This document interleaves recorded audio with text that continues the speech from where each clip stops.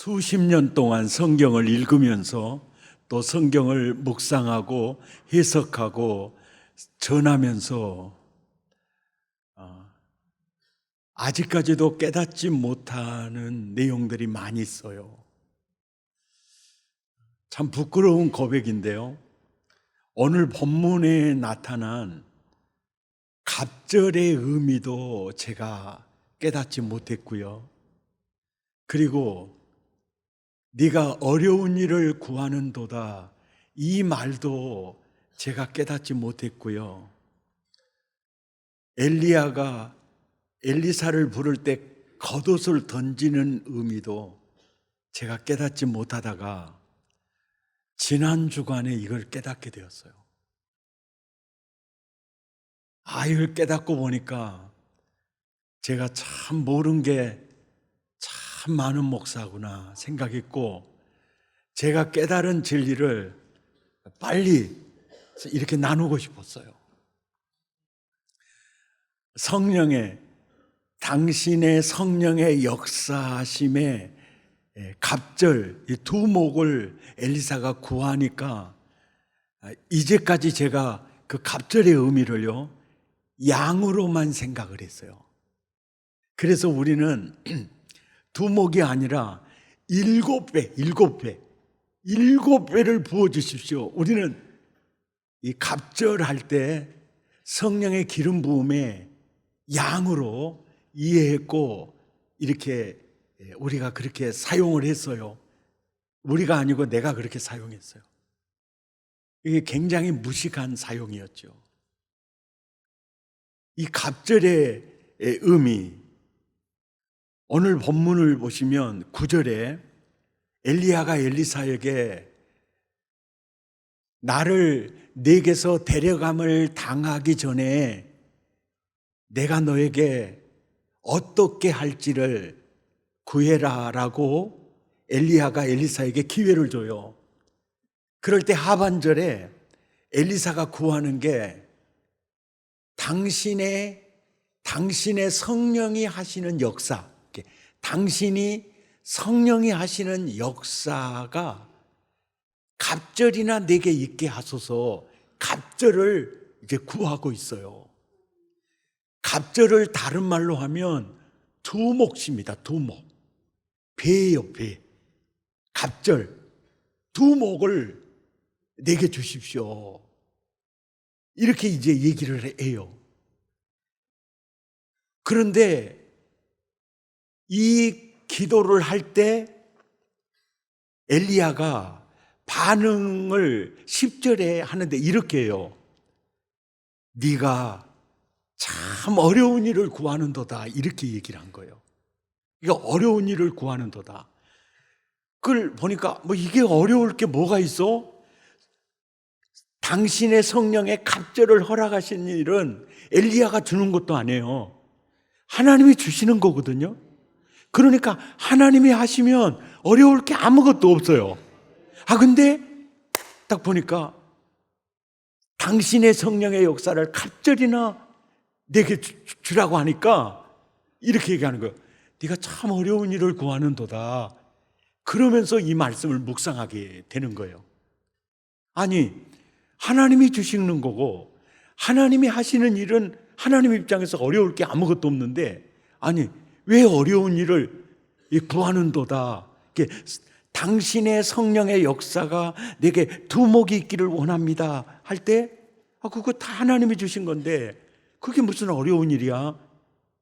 그럴 때 네가 어려운 일을 이제 구하는도다, 이렇게 얘기를 하는 이유를 깨달은 게 뭐냐면은, 이 은혜에 대한 무게와 책임이 막중하다는 것을 뜻하는 거예요. 여러분, 아들 하나가, 여러분에게 예를 들어서 아들 딱 하나가 있어요. 그래서 그 아들이 대학을 졸업했어요. 근데 그 아들이 그래. 아빠, 나 무슬림권에 선교하고 싶어요. 그래서 저 신학할래요. 이제 이러면 그 말을 들은 아버지가 장로님이에요. 또 믿음이 좋은 장로님이에요. 아들이 봐도 아버지 장로님은 훌륭해. 야, 이만, 뭐 그런 생각을 해. 이렇게 말할 장로님이 아니야. 그렇다면 그렇게 말하는 아들에게 아버지가 저 무슬림권에 선교사로 갈래요 했을 때 그 믿음 좋은 아버지가 뭐라고 했을까요? 이게 그걸 구했을 때 네가 참 어려운 일을 선택했구나. 그 개념이라는 거예요. 당신의 성령의 역사가 갑절이나 내게 있기를 원합니다 할 때 엘리사를 보고 네가 참 어려운 일을 구했구나. 임동채 목사님 앞으로 한번 나오실래요? 우리 임동채 목사님을 보면, 우리 해중을 딱 보면 얼마나 멋집니까? 얼굴 상으로 보면 여가 당회장이죠. 이분은 앞으로 봐도 옆으로 봐도 뒤로 봐도 태양이야. 그죠? 너무 어떤 때는 귀엽기도 하고 어떤 때는 조금 그러기도 하지만 좌우지가 이래죠. 얼굴이 달덩이죠. 이번에 이제 스승의 날을 맞이해 가지고 이제 우리 교회 출신들이 이렇게 편지도 써서 보내고 또 이렇게 찾아와서 이렇게 목사님 덕분에 제가 이렇게 목회하게 됐다고 이렇게 찾아와서 이렇게 같이 식사하면서 이렇게 시간을 보내세요. 그때 온 목사님이 이제 3분이 왔어요. 그런데 우리 교회 심호할 때는 딱 임동채 목사님 스타일이었거든요.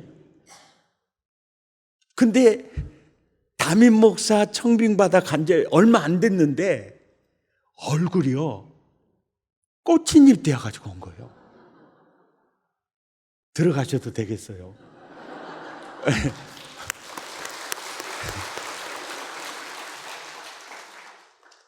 완전히 반쪽돼가지고 왔어요. 이게 참 안쓰럽다는 생각을 했어요.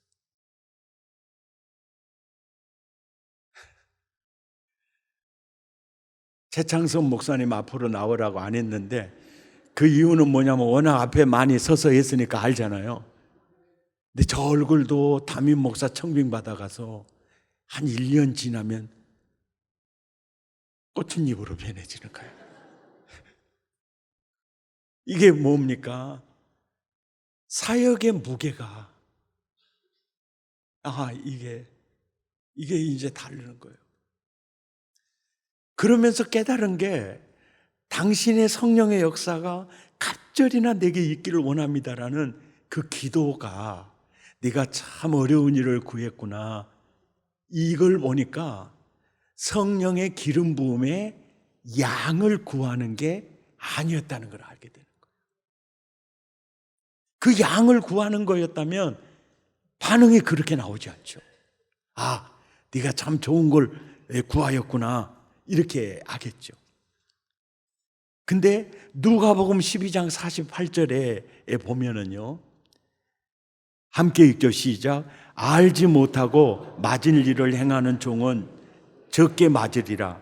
무릇 많이 받은 자에게는 많이 요구할 것이요 많이 맡은 자에게는 많이 달라 할 것이니라. 이 말이 무슨 얘기냐면요, 은혜가 클수록, 은사와 은직이 클수록 그 은혜에 대한 책임과 무게가 다르다는 거죠.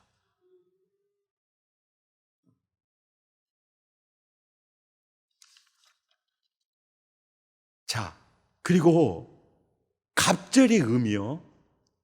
갑절을 주십시오. 이게 양의 문제가 아니다.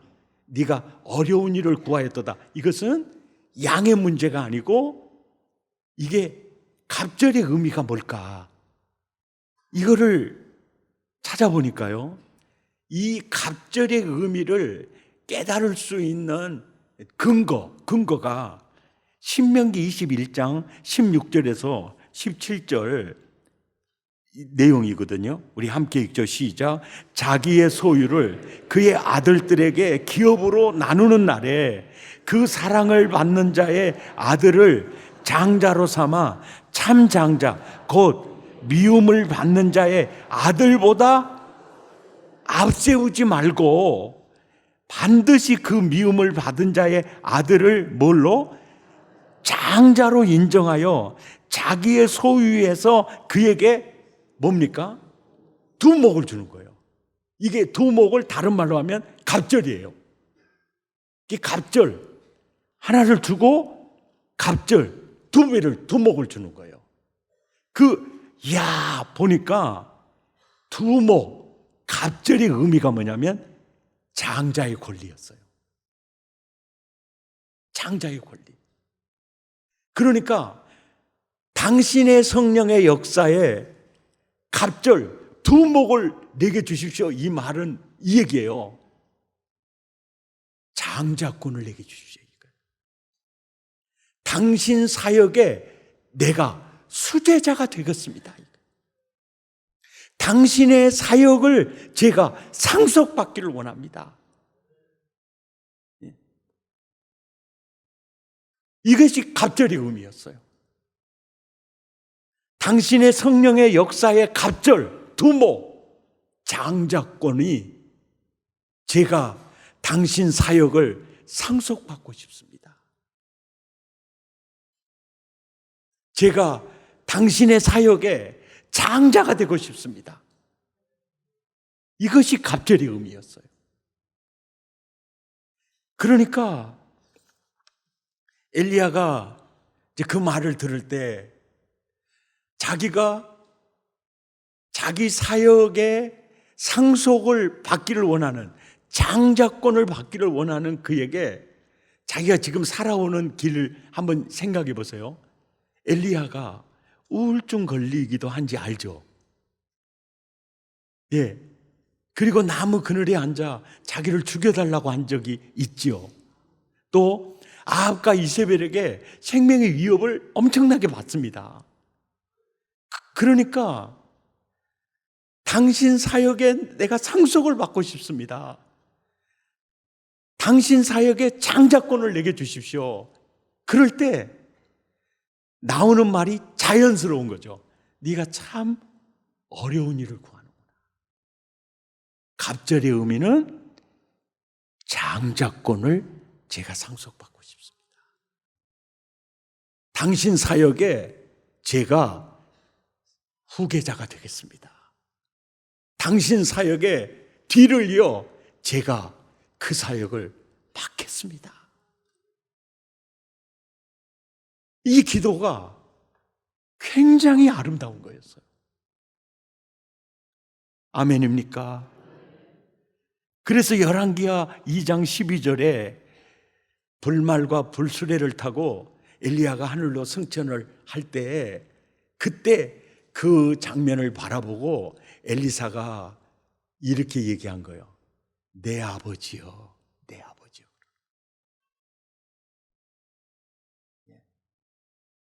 당신은 아버지고 내가 장자 권리를 이어받았다는 뜻이죠. 아멘.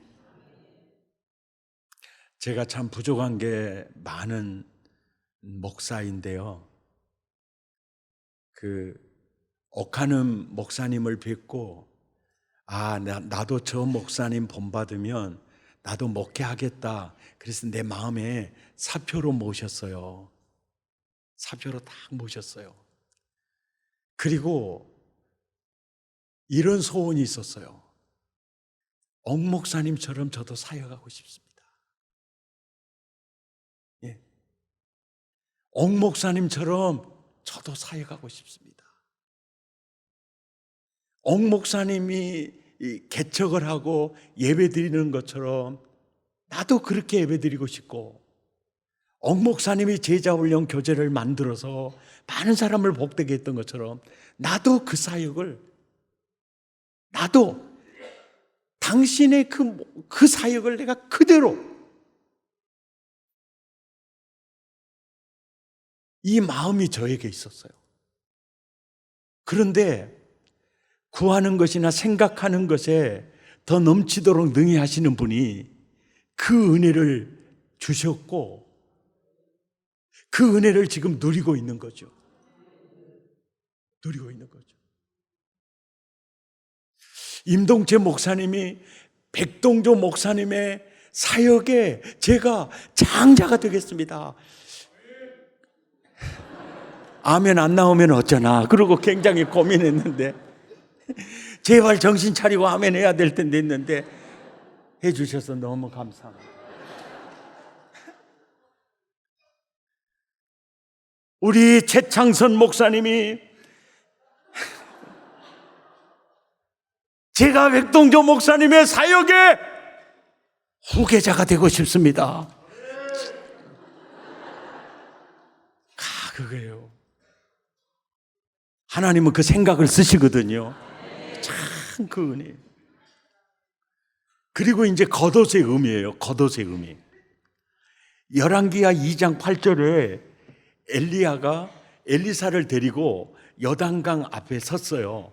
그럴 때 엘리야가 자기 겉옷을 벗어가지고 말아요. 이렇게 말아가지고 여단강을 딱 쳐요. 딱 쳤더니 보세요. 이리저리 갈라져 길이 되는데 마른 땅같이 돼요. 뭡니까? 홍해가 갈라지는 것과 동일한 역사예요. 예. 이 겉옷의 의미가 뭐냐? 이게 겉옷의 의미가 뭐냐? 그리고 그 겉옷이 이제 불말과 불수레를 타고 엘리야가 승천할 때 하늘에서 떨어지는 겉옷이 바로 그 겉옷이에요. 13절입니다. 엘리야의 몸에서 떨어진 겉옷을 주워가지고 돌아와 요단 언덕에 서서 엘리야의 몸에서 떨어진 그 겉옷을 가지고 이제 엘리사가 물을 딱 쳐요. 그러니까 물이 확 갈라지는 거예요. 마른 땅같이 돼요. 이 사건을 보고 그 다음 절 15절에서 이것을 보고 있는 맞은편 여리고에 있는 선지자의 제자들이 그 사건을 보고 이렇게 하는 거예요. 엘리야의 성령이 하시는 역사가 엘리사 위에 머물렀다. 이게 뭡니까? 장자권이 임한 증거입니다. 임한 증거예요.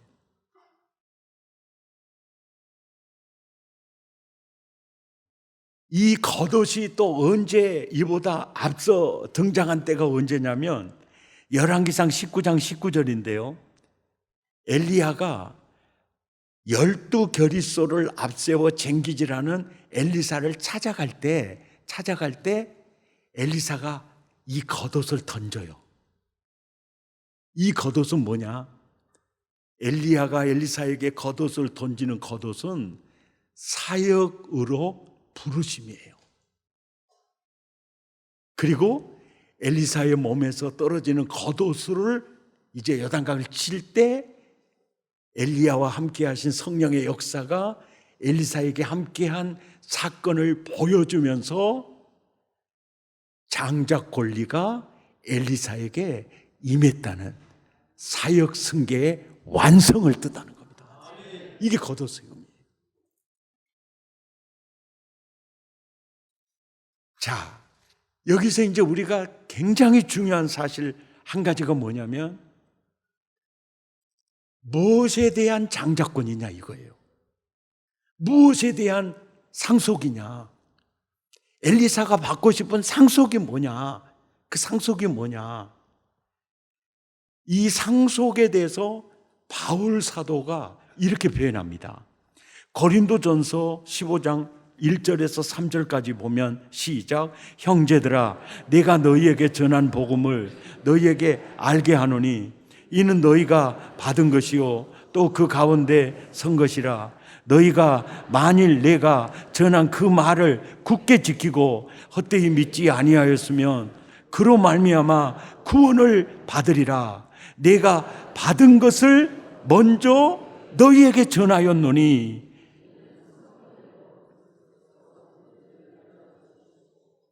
바로 무엇을 상속을 받느냐, 무엇에 대한 장자권이냐, 그것은요 복음사역입니다. 복음사역이에요.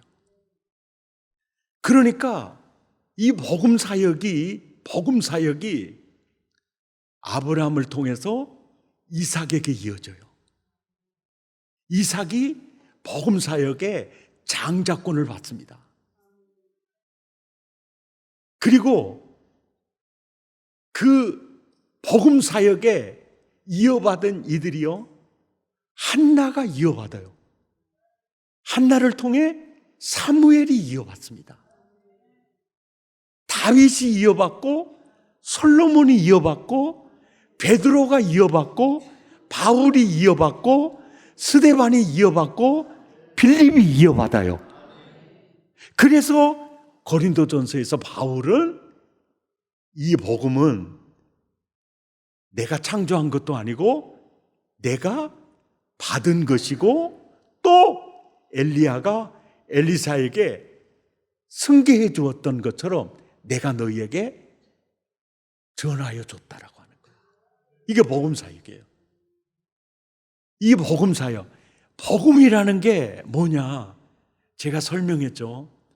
넓은 의미로 복음은 창세기에서 요한계시록까지 하나님 말씀이 복음이고요.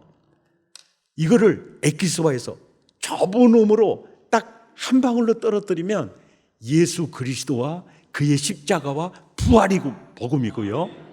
이것을 이제 서술적으로 한 문장으로 표현하면 따라서 합니다. 하나님이 우리를 구원하기 위해서 행하신 일이에요. 그러니까 하나님이 우리를 구원하시려고 외아들을 십자가에 내주셨고 예수님은 그 십자가에서 속죄 사역을 완성하셨고 성령님은 그 복음을 우리에게 깨닫게 하시고 눈을 열어 알게 하시고 그 복음으로 구원하는 일을 지금 행하고 계시잖아요. 아멘입니까? 이 일이에요, 이 일. 아멘이죠? 이 일이에요. 근데 이 일이 엘리야 시대 때는 이 복음 사역을 어떻게 엘리야가 했느냐면 열왕기상 18장 30절부터 보면요. 당시 이스라엘 백성들은 이스라엘의 하나님은 바알이라고 믿었고 아세라라고 믿었어요. 그래서 엘리야가 바알과 아세라 850명을 다 불러 모으고 제단을 쌓고 기도해봐라. 불로 응답하시는 분이 진짜다. 진짜다. 갈멜산 전투가 시작이 됐어요. 갈멜산 전투가 이제 시작이 됐어요. 그래서 36절에 그러는 거예요. 이제 바알과 아세라 선지자들이 먼저 제단을 쌓고 기도했어요. 응답이 없었습니다. 나중에 이제 그 엘리야가 이제 제단을 쌓고 번제를 올려놓고 이제 기도를 할 때 그 기도문이 이거예요. 두 가지. 이게 뭐냐면 주께서 이스라엘 중에 하나님이신 것을 드러내십시오. 예. 바알이 하나님이 아니고 아세라가 하나님이 아니고 여호와 하나님이 이스라엘의 하나님인 것과 그리고 복음 사역을 물려받은 복음 사역의 장자권을 내가 가지고 있는 내가 주의 종인 것과 이것을 드러내 주십시오. 그리고 37절에 가서 이게 복음의 핵심 내용이에요. 주 여호와는 하나님이시다. 주 여호와는 하나님이시다. 예수는 우리의 구주시다. 아멘입니까? 하나님, 주 여호와는 하나님이신 것과, 이게 이제 복음 사역의 핵심이고요. 그 다음에 그들의 마음을 되돌이키심을 알게 해 주십시오. 이게 되돌이키심 뭡니까? 온 백성들의 마음을 회개시켜서 누구든지 주의 이름을 부르는 자마다 구원을 얻게 지금도 일하고 계시는 것, 그것을 보여주십시오. 그러니까 엘리야의 사역은 그거예요. 주 여호와는 하나님이신 것과 그 하나님이 그 백성들의 마음을 되돌이켜서 구원에 가시는 것, 이것이 엘리야 시대의 복음 사역이었어요. 당신의 성령의 역사가 내게 갑절이나 있기를 원합니다. 이 말은 내가 당신의 사역의 상속자가 되고 싶습니다. 당신 사역에 제가 승계자가 되고 싶습니다. 사역의 장자권을 내게 주십시오. 그 기도를 할 때, 야, 네가 참 어려운 일을 구했구나 말하면서도 얼마나 기뻤겠어요. 사랑의 가족 여러분, 복음 사역의 장자권을 가진 자 있잖아요. 그리고 복음 사역의 장자권을 물려받은 교회들 있죠. 교회. 복음 사역의 장자권을 물려받은 사람들의 특징과 교회들의 특징을 보면은 엘리야와 엘리사를 보면 알 수 있는데요. 하나님의 임재가 있어요. 하나님이 그들과 함께 하심이 보입니다. 하나님의 일하심이 보여요. 이게 있어요. 근데 엘리야 시대만 있는 게 아니고 엘리사 시대만 있는 것이 아니에요. 지금도 있어요. 이제 대표적인 예를 제가 들어드리면요. 교회 예를 들으면 그래요. 요즘 유튜브에 보면 썸메일에 이런 글들이 있어요. 엉터리 목사에게 그루밍 당하는 교인들. 이 썸메일, 이게 이재철 목사님의 그 메시지거든요. 그 다음에 이찬수 목사님의 썸메일에 이런 글이 있어요. 가짜 목사에게 가짜 목사를 만나서 가짜가 되어져가는 책임은 본인들에게 있다, 이 얘기를 해요. 그리고 이제 들어봐요. 들어보면 복음도 아니면서 복음인 것처럼 전하고 있고요. 그리고 하나님의 말씀이라기보다는 자기 머릿속에서 나오는 얘기들을 많이 하고 있고요. 또 바른 복음이라기보다는 다른 복음에 또 치우쳐 있어요. 율법주의에 치우쳐 있거나 기복주의에 치우쳐 있거나 어떤 데는 종교다원주의에 치우쳐 있어요. 이 치우쳐 있어요. 그런데 뭘 보고 알 수 있느냐면요, 복음 사역의 장자권을 물려받는 교회의 특징은요, 그 교회를 보면 하나님의 임재가 느껴져요. 그리고 하나님이 함께 하시는 게 느껴져요. 하나님이 저 교회를 지금 쓰시고 있구나, 이게 느껴져요. 근데 이 교회들은 지역마다 다 있어요. 부산에 가도 있고 서울에 가도 있고 광주에 가도 있어요. 예. 교회가 다 안 되는 게 아니에요.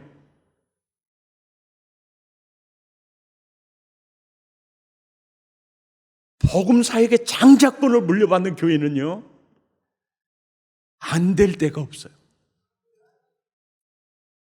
왜? 하나님의 임재가 있고 하나님이 함께 하시고 하나님이 일하시는데 안 될 수가 없어요. 이게 드러나요.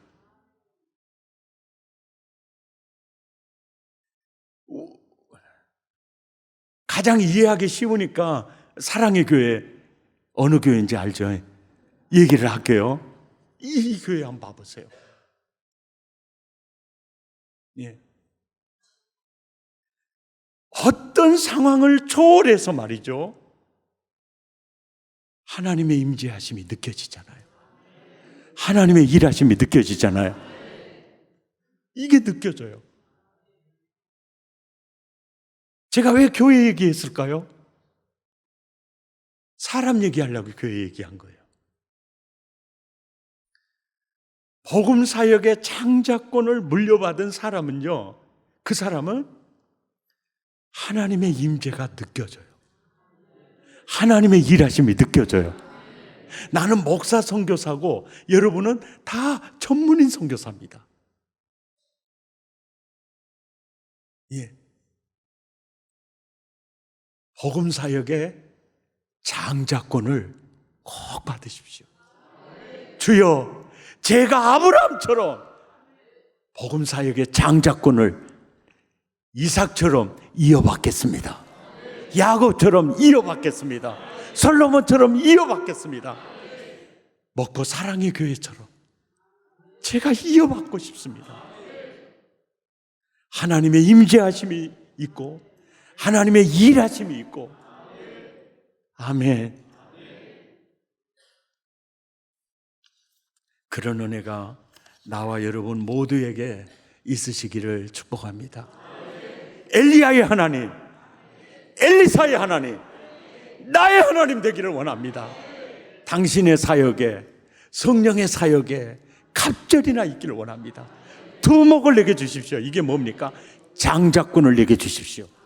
제가 후계자가 되겠습니다. 아멘이죠. 이것이 우리가 세상을 사는 이유입니다. 복음 사역입니다. 생명 사역입니다. 오직 복음입니다. 이것이 내가 이 땅에 존재하는 이유입니다. 예수는 구원자가 되시는 것과 그 예수는 우리를 구원하기 위해서 우리를 되돌이키시는 하나님이신 줄을 전하는 겁니다. 함께 찬양하시겠습니다.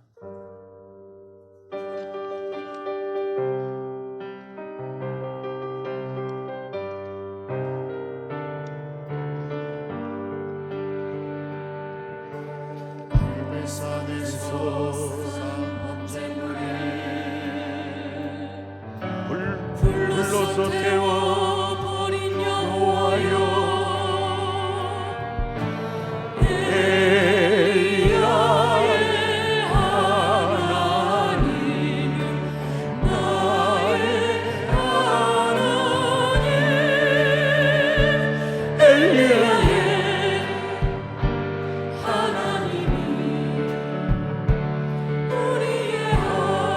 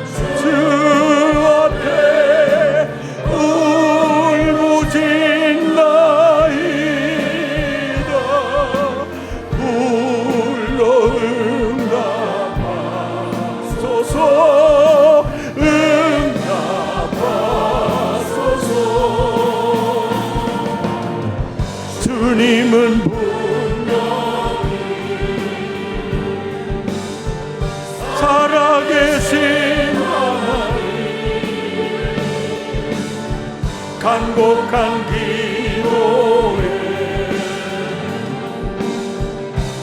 나서서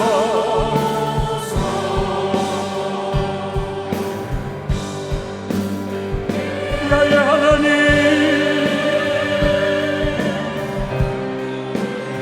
엘리야의 하나님,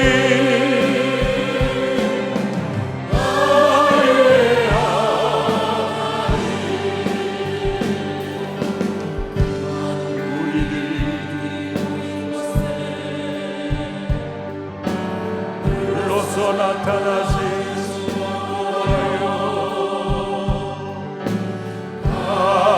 삶의 하나님, 나의 하나님, 삶의 산의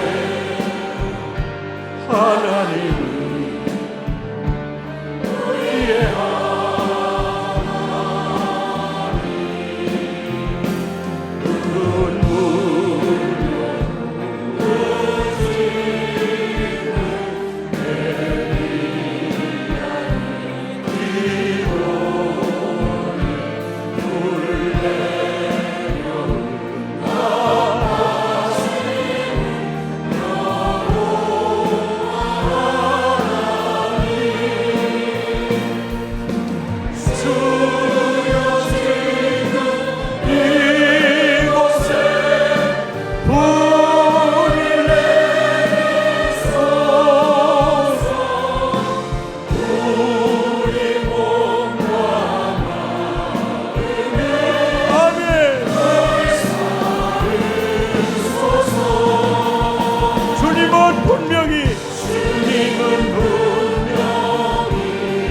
살아계신 하나님,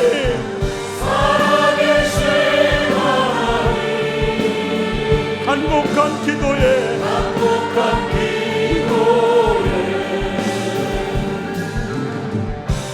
나서서 엘리야의 하나님,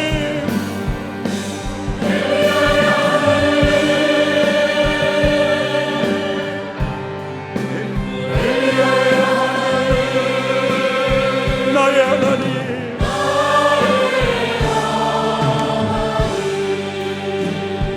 우리 두 주먹을 불끈 쥐고 기도합니다. 주여, 복음 사역의 장자권을 나에게 주십시오. 엘리야에게 주셨던 하나님, 엘리사에게 주셨던 하나님, 제가 복음 사역의 상속자가 되고 싶습니다. 갑절 두모 장자권을 내게 주옵소서. 하나님 부르시는 그날까지 바울처럼 복음 사역의 장자권을 누리며 살기 원합니다. 장자권을 갈망합니다. 복음 사역의 승계자가 되게 하옵소서. 우리 마음을 더하고 입술을 열어 함께 기도합니다. 주여, 한 영혼 한 영혼 주의 가슴에 안으시고 사랑의 가족 모두가 다 하나님, 엘리야의 후계자, 엘리사의 후계자, 바울의 후계자, 아브라함의 상속자 이삭처럼 복음 사역의 상속을 이어받는 장자의 권리를 우리 모두에게 허락해 주십시오.